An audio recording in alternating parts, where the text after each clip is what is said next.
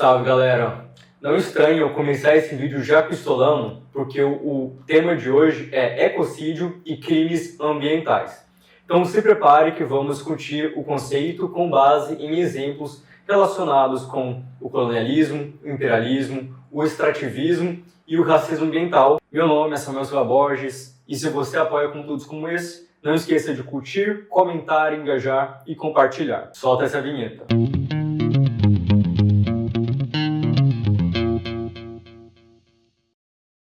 Você viu o comercial que a Volkswagen fez recriando a imagem de Elis Regina cantando a música composta por Belchior, Como Nossos Pais? A propaganda tem sido considerada um sucesso, mexendo com as emoções de diferentes gerações de brasileiros, mas também causou muita revolta. Por um lado, existe um debate sério sobre a ressurreição de pessoas para fins comerciais, algo que já tem acontecido há alguns anos na indústria cultural, mostrando que a gente já vive numa realidade Black Mirror. Por outro lado, também tem se lembrado como a Volkswagen se uniu a militares para reprimir e torturar opositores da ditadura empresarial militar no Brasil, incluindo a repressão de artistas, como Belchior e Elis Regina.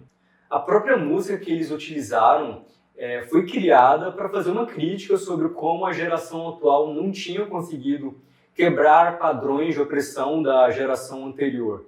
Não era uma música fofinha para celebrar a família tradicional brasileira, como parece que a boa parte da classe média branca no Brasil entendeu. Mas um detalhe ainda mais importante para mim é como essa propaganda está vendendo veículos elétricos, supostamente ecológicos. A Volkswagen, não tem nenhuma década, foi protagonista de um dos maiores escândalos de poluição e fraude ambiental na história. Eles fraudaram mais de 11 milhões de automóveis no mundo, que eram anunciados como limpos e ecológicos, mas que tinham embutido um software sofisticado e elaborado para identificar quando o carro estava tendo testado as suas emissões poluentes e conseguir alterar para um modo de baixas emissões e assim enganar os testes. Sendo que na rua, as emissões de gases extremamente tóxicos chegavam a conter 40 a 70 vezes mais óxido de nitrogênio do que o permitido por lei. Vou repetir, não eram 2 vezes acima do permitido.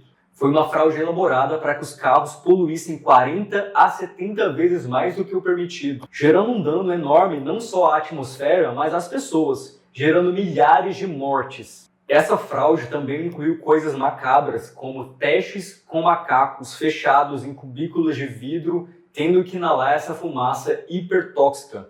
Tudo isso enquanto a empresa colhia prêmios recorrentes de sustentabilidade, por ter sido a pioneira em alcançar uma tecnologia de diesel limpo. Vejam então o nível da cara de pau dessa empresa que foi fundada por Adolf Hitler, que usou mão de obra escrava dos campos de concentração e que aqui no Brasil, no período da ditadura, fornecia suas fábricas para a tortura e também escravizou aqui no Brasil nesse período. E que há pouco tempo montou um esquema fraudulento para vender carros hiperpoluentes disfarçados de limpos e ecológicos. Mano, só o fato dessa empresa ainda existir é prova de que não existe justiça na sociedade capitalista e que vamos de vento em popa rumo ao colapso climático. Bilhões vão morrer por causa de empresas como essa, mas alguns acharam propaganda legal. Você já ouviu falar sobre ecocídio? Se não, eu quero te lembrar que a Sabrina já tem vídeo sobre o ecocídio e de outras questões conexas com o que eu vou debater aqui, como greenwashing, a enganação verde e o racismo ambiental. São vídeos muito completos porque mostram que essas questões não são exceções, mas são cotidianos, consequências normalizadas das atividades industriais, inclusive legalizados como externalidades de uma atividade econômica. A etimologia de ecocídio junta as palavras casa e destruição e se refere aos danos extensos, destruição de ecossistemas ou de seus componentes, incluindo aí fauna e flora. Ecocídio é um termo que chama atenção para os danos em larga escala de atividades econômicas diversas, como a poluição industrial, o desmatamento, o derramamento de óleo, a mineração e o uso de produtos químicos nocivos. Essas atividades podem degradar e destruir ecossistemas, resultando em perda de biodiversidade, poluição do ar, água e solo. O conceito de ecocídio surgiu na década de 1970 no contexto da Guerra do Vietnã, em que os militares estadunidenses pulverizaram florestas com um herbicida extremamente agressivo para retirar a cobertura vegetal e expor as bases da resistência anticolonial. Empresas como a Monsanto produziram milhões de litros dessa mistura que foi utilizada para destruir mais de 3 milhões de hectares de florestas. Então, o termo ecocídio surge para criticar uma destruição intencional da natureza para objetivos coloniais, imperialistas e anticomunistas. Antes dos Estados Unidos, os britânicos foram pioneiros nesse uso. Na Guerra do Vietnã, cerca de 5 milhões de pessoas sofreram com esse uso. 400 mil pessoas morreram imediatamente e mais de 1 milhão sofreram danos de saúde gravíssimos. A vida animal e vegetal sofreu danos irreversíveis. Hoje, a maior ameaça de ecocídio está vinculada às mudanças climáticas, já que as nossas emissões não param de aumentar descontroladamente. Em vez de investir em tecnologias ecológicas, as nossas burguesias ecocidas preferem investir em tecnologias que simulam ser ecológicas, mas são tão antiecológicas ou até pior do que eram antes, já que o que interessa é o lucro de curto prazo. Ou seja, sexta extinção em massa no planeta Terra, que já está acontecendo, mas a gente finge que não, já que a gente vive em sociedades negacionistas. Assim como vivemos o negacionismo da pandemia, que matou quase 7 milhões de pessoas oficialmente nos últimos 3 anos, a gente vive um negacionismo mais amplo, climático, em que a gente não discute os relatórios e as previsões do IPCC para esse século, porque #a economia não pode parar, tá ligado? E como vocês devem estar cientes, entre as principais causas das mudanças climáticas estão as emissões de gases de efeito estufa. E é por isso que descarbonizar a economia é uma urgência global. Contudo, essas emissões ecocidas estão enraizadas no modo de produção capitalista e no imperialismo. Tanto que a vasta maioria de emissões no mundo foi emitida por poucas empresas gigantes e por impérios militares. Hoje, a instituição que mais consome combustíveis fósseis no mundo é o Pentágono, com suas mais de 500 bases militares espalhadas por aí, ficando à frente assim da maioria dos países. Desde 1988, apenas 100 corporações foram responsáveis por mais de 70% do total de emissões no mundo.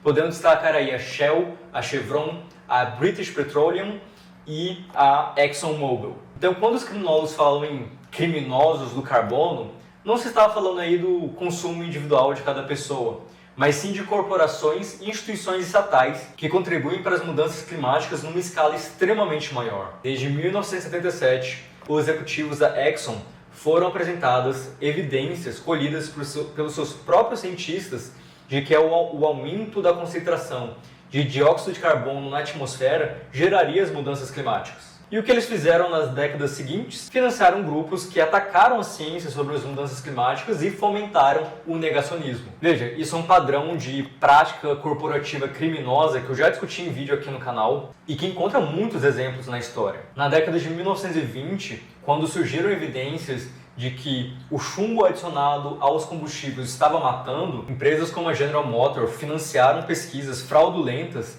que afirmavam não existir essa relação de dano à saúde das pessoas. Ou seja, quando a morte é uma atividade lucrativa para algumas empresas, isso não vai cessar até que eles sejam forçados a isso. O escândalo da Volkswagen é um exemplo atual desse tipo de violência. Quando o escândalo aconteceu, sabe o que eles fizeram? Eles fizeram seus cientistas testarem outros carros da indústria, porque eles já presumiam que não eram só eles que tinham essa fraude hiperpoluente e assassina embutida no seu modelo de negócios. E adivinha, não faltaram empresas criminosas para fazer companhia à Volkswagen. E eu cito aqui algumas: Renault, Fiat Chrysler Jeep, Nissan, Mercedes-Benz, General Motors, Mitsubishi, BMW, Porsche e Audi. Todas foram pegas por uma fraude idêntica ou ao menos similar. E eu recomendo muito que vocês pesquisem mais sobre isso. Eu recomendo aqui um episódio da série Dirty Money, que tem na Netflix, que chama Hard Knocks, que trata do escândalo principalmente da Volkswagen. E eu acho que vai ficar difícil ficar comovido com propaganda de greenwashing dessa empresa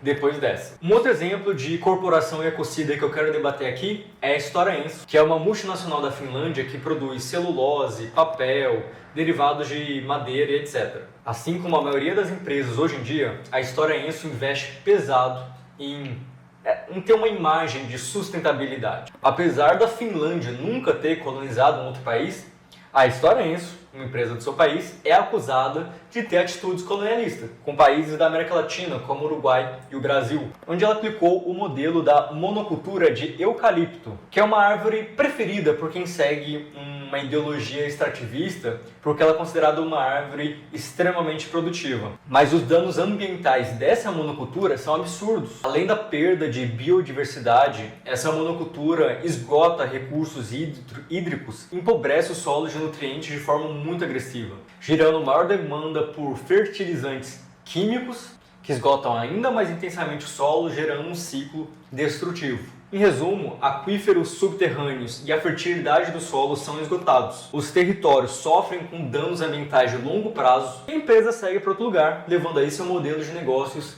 hiperdestrutivo. Mas claro, mantendo o investimento numa imagem de empresa sustentável. Isso acontece agora contemporaneamente, mas é uma continuação de uma estrutura capitalista e extrativista que foi central para o colonialismo europeu, que é a extração de recursos ecológicos do sul para o norte global. As riquezas ficam lá, mas os danos ficam aqui. É muito comum que os defensores do capitalismo, em especial a esquerda liberal, tenham na Finlândia, na Noruega e no Canadá exemplos de um capitalismo fofinho, sustentável, dos direitos humanos e tal. Mas esse discurso só circula porque a sociedade não está suficientemente politizada sobre os crimes das empresas desses países. A Noruega tem a Hydro e a Equinor que estão destruindo a Amazônia. O Canadá tem muitas mineradoras que, na busca por ouro, poluem os rios, desmatam e afetam as comunidades locais. Por mais que os liberais queiram se iludir e te iludir, não existe capitalismo sustentável. O que existe é greenwashing e ecocídio. Mas eu não podia deixar de mencionar aqui que esses danos socioambientais massivos não ocorrem apenas vindo de empresas de países ricos. Nossas burguesias internas aqui no Brasil também fazem as mesmas coisas. Recentemente, a mineração de salgema feita pela Braskem em Maceió, Alagoas, afundou literalmente diversos bairros. E a Braskem está oferecendo compensações humilhantes para os moradores que perderam suas casas. Lembrando que a Sabrina discutiu o caso da Braskem num vídeo de 2021 sobre a enganação verde, que assim como a Volkswagen, investe pesado na imagem de sustentabilidade, ao ponto de receber prêmios internacionais, enquanto a sua atividade extrativista vitimiza toda a sociedade brasileira. Porque quando uma empresa destrói uma capital histórica, é a nossa história que está sendo afundada. No meio de tudo isso, o presidente Lula tem defendido estatizar a Braskem, que tem como sócias majoritárias a Odebrecht e a Petrobras. A Braskem desmoronou uma cidade com explosões subterrâneas para explorar o solo de uma forma totalmente irresponsável, por décadas e sem transparência, e até hoje está impune. O que eu gostaria de ver é um presidente Lula menos conciliador com a burguesia, menos simpático com a ideologia extrativista e mais defensor dos direitos das vítimas, forçando a empresa a pagar indenizações justas ao invés de virar a proprietária dos bairros que ela afundou. Outra coisa importante é entender como o ecocídio se vincula com os conceitos de racismo ambiental e genocídio. A destruição em larga escala dos ecossistemas concentra os impactos negativos em comunidades já marginalizadas com base em raça, etnia ou classe social. A construção de barragens hidrelétricas, a mineração e a expansão agrícola em terras indígenas e áreas quilombolas têm resultado em danos socioambientais para essas comunidades. A exploração de recursos naturais motiva conflitos pela terra. Os poderosos se valem de ameaças, violências e até mesmo desaparecimentos forçados e massacres por parte de grupos armados contra esses povos. A destruição ambiental ou o deslocamento forçado pode por si só gerar um genocídio, já que os povos originários têm uma relação com as terras e o território que é sagrada, que é inseparável da sua cultura e do seu modo de vida. O garimpo em terra indígena destrói não só os rios e as florestas, mas a cultura e o modo de vida indígena. É ecocídio, é genocídio e racismo ambiental. Muito recentemente, deputados federais do PSOL e da Rede pautaram um projeto de lei criminalizando o ecocídio. Internacionalmente também uma campanha pelo reconhecimento do ecocídio como um crime internacional, adicionando ele a uma lista de crimes puníveis pelo Tribunal Penal Internacional, ao lado aí de crimes contra a humanidade, crimes de guerra e genocídio. Como eu argumentei no meu vídeo sobre punição para o Bolsonaro, eu comentei as falhas estruturais da Justiça Penal Internacional para lidar com crimes como genocídio, e o mesmo é válido para crimes como o ecocídio. A criação do tipo penal é válida porque cria uma possibilidade para que as organizações populares pressionem o Estado a reprimir os responsáveis por violências massivas. Mas no fim das contas, o Estado tem uma seletividade capitalista e opressora. Então, criminalizar o ecocídio está longe de ser uma solução mágica para o problema. É apenas mais uma arena de disputa entre as forças sociais, em que a gente pode ganhar ou perder. E quando pensamos em corporações poderosas como a Volkswagen, a Stora Enso, a Braskem e outras, elas têm recursos econômicos e políticos de sobra para evitar punições, mesmo quando envolvidas em escândalos nacionais e internacionais. Ou seja, a realidade é que mesmo os danos socioambientais mais graves têm poucas chances de serem criminalizados na prática. Não só por causa das táticas que essas corporações têm para neutralizar quem tenta responsabilizar elas pelos danos, mas porque esses danos não são a exceção, mas sim a pura normalidade dos negócios no mundo capitalista, construído na base do capitalismo, do extrativismo e do imperialismo. Ou seja, não é do interesse do nosso sistema capitalista criminalizar suas próprias empresas, assim como não é do interesse do Estado se autocriminalizar quando ele promoveu grandes danos ambientais. A justiça, tanto no lado da reparação às vítimas, quanto no lado da responsabilização por quem gerou essa vitimização, tem que ser conquistado na luta, na mobilização popular. E é porque essas dominações, opressões e destruições estão tão enraizadas na nossa sociedade capitalista que a luta precisa ser revolucionária. E assim que eu finalizo essa apresentação para vocês. Trabalhar aqui no Tese 11 foi motivo de muito orgulho. Esse projeto me inspirou muito nos últimos anos. A gente se encontra na luta por aí.